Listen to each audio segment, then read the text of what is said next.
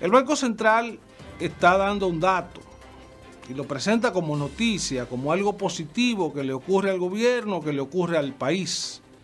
Y es que la inflación en la República Dominicana no está dentro de las más altas del grupo de países de América Latina.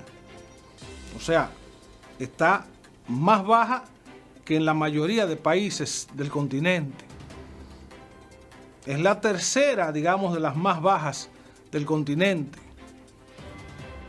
Pero hay que ver los datos en función de qué es lo que transmiten, qué es lo que se quiere plantear con esto.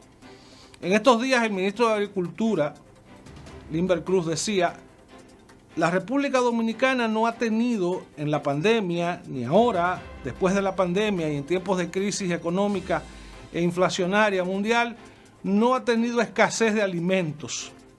Ese es un dato, ¿eh?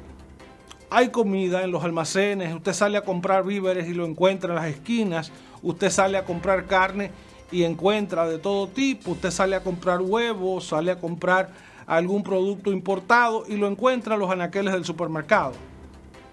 O sea, tenemos una inflación de menos de 10 dígitos, que es considerable porque es inflación, pero tenemos abundancia de productos en los mercados. Escuchaba a un economista decir: el gobierno que reconoce el subsidio a un ciudadano, o a 100, o a 1000, o a 100.000, está reconociendo el fracaso de una política pública tendente a crear empleos. O sea, una persona que requiere de un subsidio es porque no tiene un trabajo que le permita vivir dignamente. Es una lectura interesante. O sea, ya tenemos 3 datos sobre la mesa. El problema del subsidio es que hay una masa considerable de pobres en el país que requiere ser asistido por el Estado. Y si no es por el Estado, cualquier ciudadano bondadoso, empresario o ciudadano simple comparte de lo suyo para darle al que necesita. Y eso ha existido en todos los tiempos. Díganme en qué país del mundo no hay pobreza.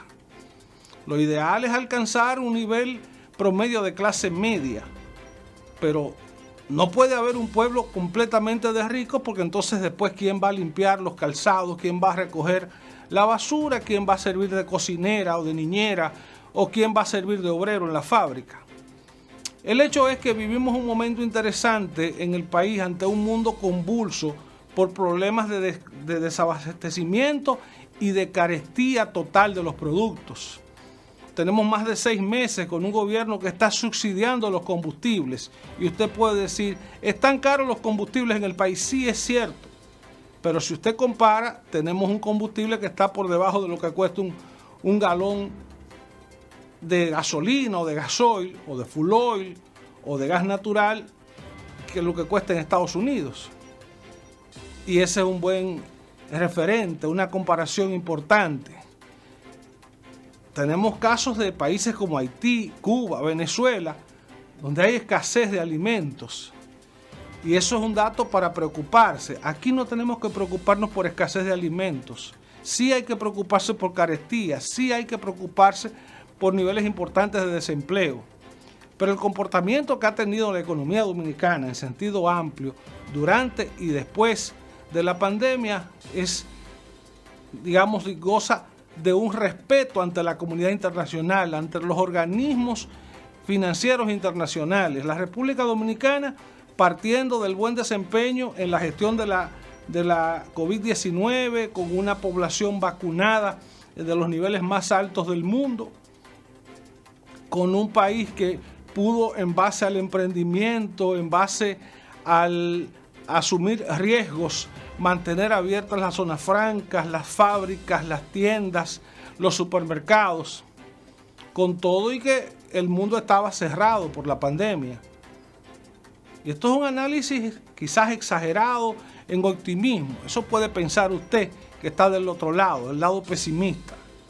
Pero decir que aún habiendo inflación, la inflación nuestra está por debajo de la mayoría de países de la región, y decir que habiendo escasez en una gran parte de países, en el nuestro, abundan los productos, tanto nacionales como importados, en los mercados, y decir que habiendo tasas de desempleo importantes en otras partes, la República Dominicana ha sabido producir empleos en medio de la pandemia y en el periodo a posteriori, es decir, que la economía dominicana, con la participación empresarial, con la participación de profesionales, de técnicos y de trabajadores, ha tenido una respuesta positiva ante el mundo.